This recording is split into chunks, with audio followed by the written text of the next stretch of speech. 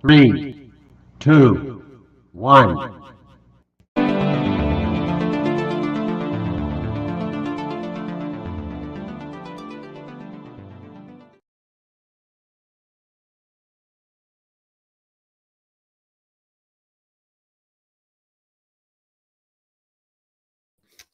Let me try that again. Hello and welcome to week 3 of the NFL season. It's the Happy Hour podcast, and I am here to offer you a preview of week 3. I'll be looking at some of games of the week and the different windows that we have coming up. And well, let me tell you, there's one good window out of 4 this week, so that's a little bit of a bummer. I will have some sit start advice, and then I will end with a little bit of the movie corner. Thursday night football was interesting. Let's dive in.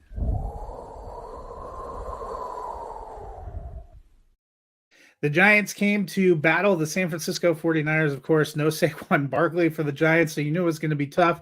A late scratch for the 49ers was wide receiver Brandon Ayuk. That really allowed Deebo Samuel and George Kittle to explode. Deebo went for more than 100 and a touchdown. George Kittle, 7 receptions, 90 yards.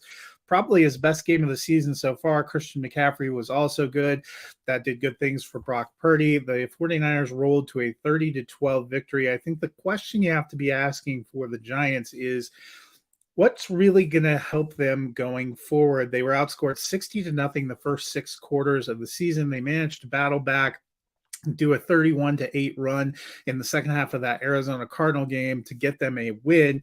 They were never really in it that much on Thursday night. It was a little bit close for a while, but you never felt that confident in the offense. It's hard to tell what they're getting out of that receiving unit.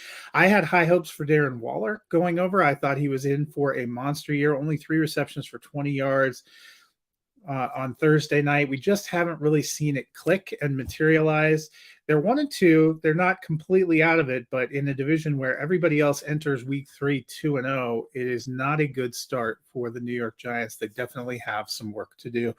49ers on the flip side, they look like they might be the best team in the NFC right now. They play the Arizona Cardinals in week 4, and that should set up a pretty epic week 5 matchup with the Dallas Cowboys. Cowboys, of course, getting a blow this week, losing Trayvon Diggs to the season, torn ACL in practice of all things. So a little bit of a tough blow for them, but I'm looking forward to that week 5 matchup.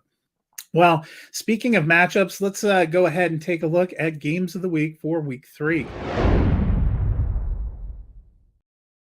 As I mentioned, it's really an uneven slate. We have another Monday night doubleheader, and neither of them are shaping up to be the games we thought they might be a few months ago. I will get to that in a minute. Sunday night football, and we only have 3 afternoon games, and none of them look to be that great. But we do have some interesting early morning games. There were a lot of them I liked, but the one I'm going to choose to highlight for here is the 0-2 Los Angeles Chargers at the 0-2 Minnesota Vikings. And you're probably thinking to yourself, why are 2 winless teams getting the shout out? Well, both these teams were playoff teams in 2022. Both of them enter the season with a lot of lofty expectations. There are some questions about the Vikings. Can they, they won 13 games last year, but they struggled in the playoffs. Can they get back on the right track? Could this be the end of kind of the Kirk Cousins era? So a lot of questions there. On the flip side, I think Brandon Staley has been on the hot seat for the last couple of years for the Chargers. I think it's not even enough for them to get into the playoffs. They need to make something of a run. Both these teams starting out 0-2, not a great sign. Whoever drops to 0-3 is in a real bind in terms of trying to make the postseason or make any kind of substantive move. This week, you saw the Vikings pressing a little, trading for Cam Akers to add him to the backfield to Alexander Mattison. I don't expect to see much today from him. He may not play at all. Would make some sense. The Chargers will be without Austin Eckler once again, but these quarterbacks have put up some incredible numbers. These teams have scored at a pretty incredible clip. So if nothing else, this could be a really fun shootout with some good quarterback play from Cousins and Justin Herbert and some really good wide receiver play. Might be the kind of game where whoever has the ball last gets the win, and I'm here for it. I'm very excited. Unfortunately, my Denver Broncos play in the early window today, so I will probably be watching them get beat up by the Miami Dolphins, but I think this might be one of the better games of the day. In the afternoon window, like I said, you have Panthers at Seahawks, you have the Dallas Cowboys at the Arizona Cardinals, and the third matchup, which is the one I'm going to highlight, Chicago Bears at the Kansas City Chiefs. The Bears offense has not looked particularly good. It's hard to really know what they do well. They've struggled in a lot of phases. Chiefs, the wide receiving core, I'm still not trusting it. Haven't quite got the performance out of the backfield that I thought we might get. Travis Kelce's there. Their defense has been really good. This might be a lower scoring affair, but if Justin Fields doesn't have a fire lit under him after this last week, and if they can't find a way to get something going, I think it's time to start looking at this Bears season as probably a lost season. Like I said, the afternoon window games don't do a lot for me. This might be the most intriguing of the matchups. Sunday Night Football, you have the Pittsburgh Steelers going in to battle the Las Vegas Raiders. Both teams are 1-1. Neither has played spectacular. The Steelers were able to get a big set of turnovers and a defensive victory over the Cleveland Browns on Monday night. Kind of rebounds things for them. They had a really awful week 1 against the 49ers. The Raiders, meanwhile, were able to kind of get that come from behind victory week 1 in Denver. Last week, they looked really lost against the Bills. Josh Jacobs hasn't been able to get going. Can he get going? The Steelers have a good defense, but they have actually allowed people to run over them. Christian McCaffrey had a very good day in week 1.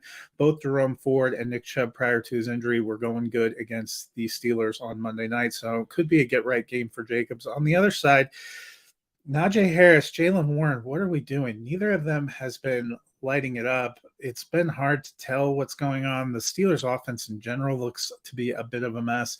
These are two historic franchises. It's a home opener in Las Vegas for the Raiders. There's some intrigue here. I'm not looking forward to this as a really spectacular game. We will have to see how it goes. Monday Night Football, I mentioned, is a doubleheader. The first of the games is the 2-0 Buccaneers at the 2-0 Philadelphia Eagles, and that's the one that I'm going to lift up. That one's actually the early game, kicking off at 7:15 Eastern.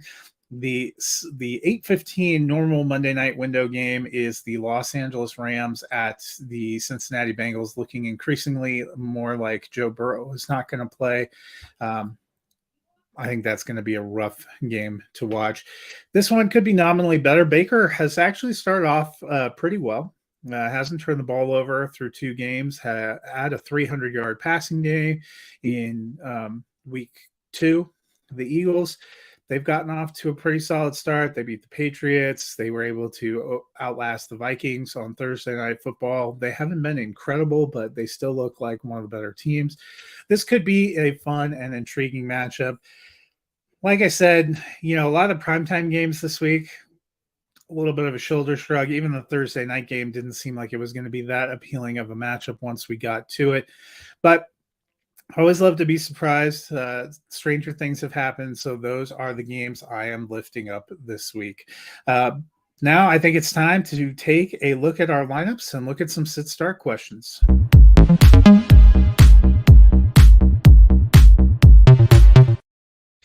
So diving right into the sit starts, I will start at quarterback. And my start for the week is actually Kirk Cousins. I mentioned I thought that Minnesota Vikings, Los Angeles Chargers game could end up being pretty strong offensively. A lot of good quarterback play. Cousins was quarterback 2 in the losing effort in week 2. He tossed 4 touchdown passes. The Vikings running game isn't that strong. The Chargers pass defense has been incredibly suspect. They allowed Tua Tagovailoa to go for 466 yards in week 1. Cousins has a lot of pressure. They're at home. That 0-2 start, they want to go off. It could be a huge day for Jordan Addison, Justin Jefferson, and TJ Hawkinson. On the flip side, my sit, I loved him preseason, but Joe Burrow is my sit. I had him as my quarterback 1 overall. That is just not panning out for me. We have seen Burrow look a little bit rusty and not quite right. That calf is still a problem. He's only quarterback 32 through the first 2 weeks of the season. And it's not even a lock, as I mentioned, that he plays on Monday night. They're still listing him as questionable. It seems like he's trending more toward missing. And honestly, might be the best thing for him to take a couple of games off and hope that he can get healthy and come back strong and see if Cincinnati can make a run. But whether he plays or not, he is not in my fantasy lineup this week. Let's transition to running backs. And my start of the week is James Cook. He's not getting into the end zone, not getting touchdowns, but he's making the most of his touches. He's had very explosive numbers, very good running the ball through 2 games, one of which was against the New York Jets and that dominating defense. Cook is running back 9 on the season.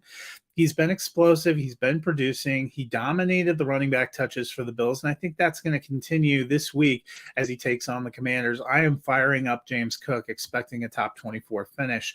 On the flip side, I mentioned the confusion about the Steelers backfield. Najee Harris is a sit for me. Now, when I do these sit starts, my metric is top 12 for quarterback and tight end, top 24 for running back and wide receiver. Harris could very well end up in the flex range, but he only has 74 yards on 16 carries and 2 yards on 3 receptions for the season. That's in 2 full games. And honestly, I watched that game on Monday night, and aside from 2 very explosive back-to-back carries when he got most of his yardage, Harris wasn't really doing a lot. He's seen a huge split with Jaylen Warren, who's not getting much in the rushing game, but at least is getting something in the passing game.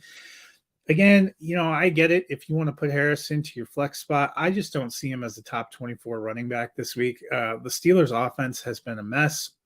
I'm not sure that they completely get right here against the Raiders, so he is a sit for me this week. But we move on to wide receivers, and there is one Steeler I like, and that is George Pickens. We saw last week the passing game isn't incredible, but he already has 9 receptions for 163 yards and a touchdown through 2 games. He really had an explosive game last week. Deontay Johnson out. The Raiders defense, not exactly spectacular. They have allowed some big receptions against them so far this season as well.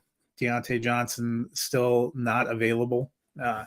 And I think George Pickens is going to be a real focal point and highlight of that offense. And so I am firing him up. It's a primetime game. He's about the one piece of that pass offense that has really been getting stuff done. Deontay Johnson went to IR. Pickens could end up being a pretty solid play for the next few weeks. Allen Robinson not doing a lot for me. Calvin Austin, they're kind of complementary players. I like Freiermuth in the red zone, but Pickens is kind of the big focus of that offense, and he really seems to be shining in that role.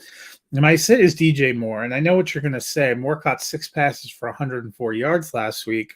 Isn't that a sign of things to come? Well, it's hard to feel confident about that. He only saw 2 targets. He caught them both in week 1, but it wasn't for very much yardage, wasn't very explosive. That Chicago Bears offense is a mess. That offensive line is a mess.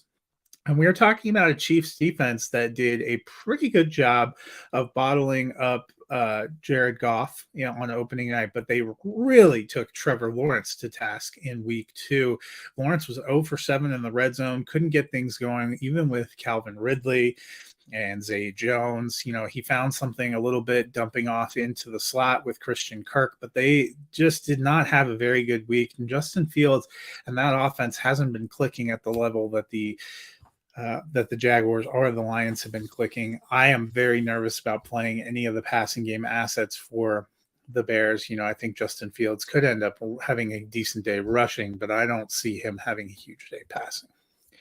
That takes us finally to the tight end position, and my start is Sam Laporta of those Detroit Lions. They're playing the Falcons this week. They are at home. Their offense has been pretty good at home.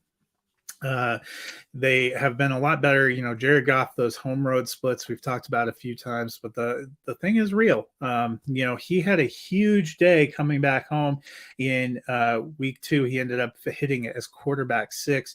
He plays better at home. And, one of the people he's been looking for is the young tight end, Laporta. Through 2 games, Sam Laporta is tight end 4 on the season. He's a featured player in a high-volume pass offense. David Montgomery is banged up and is doubtful. Will probably not be playing this morning. I think that means just another big day for the passing game, and they can't all go to Amon-Ra St. Brown and Josh Reynolds. Laporta has looked good. This may even be the first week he can get in for a touchdown. I like Sam Laporta. He is in my lineup. My sit is Tyler Higbee, which is interesting because the Rams have looked pretty good through 2 weeks, and their pass offense has looked pretty good. And you would have thought with Cooper Kupp on IR that Tyler Higbee would be a huge piece of that. But you know what? He is only tight end 22 through 2 weeks. He's not been a big focus of the offense. All of the targets seemingly are going to Puka Nacua and Tutu Atwell. They're using Kyron Williams a lot. Tyler Higbee is a fine NFL player, but in terms of fantasy, I just don't trust him. Could he be in line for a big game? Sure, but I'm not betting on it, and that is why he is a sit for me in week 3. So that is a look at my sit starts for the week. I hope that gives you some lineup help to be shooting for. I'll be pulling for my guys that I gave a shout out, and I will be enjoying some of the games. Before I get out of here, I thought I would end with a little trip to the movie corner. We're winding our way through September, so we are seeing kind of a mixture of different things as we start to turn the corner deeper into October. We're going to see even a more rise of horror type movies. We had 2 big theatrical releases this week. The first of them was Expendables, and they spelled Expendables throwing a 4 somewhere in there. If by now you should know, this being the 4th in the franchise, what to expect. There's just a lot of violence, just a lot of shooting, a lot of action sequences. This one put most of the heavy lifting on the shoulders of Jason Statham, and that was not a bad decision. You don't have as much Sylvester Stallone in this one, and they seemingly replaced some of his screen time with the addition of Megan Fox. So you can think about how you feel about that.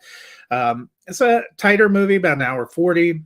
A lot of action, a lot of it taking place on a ship. The big reveals didn't feel that surprising to me. You have a few jokes, you have a few fun sequences. Some of the most interesting sequences they featured in some of the trailers. Otherwise, just kind of a lot of shooting and stabbing and all that other stuff. If you're into that kind of thing, this one will probably work for you. If you appreciated all the other ones, it'll probably work for you.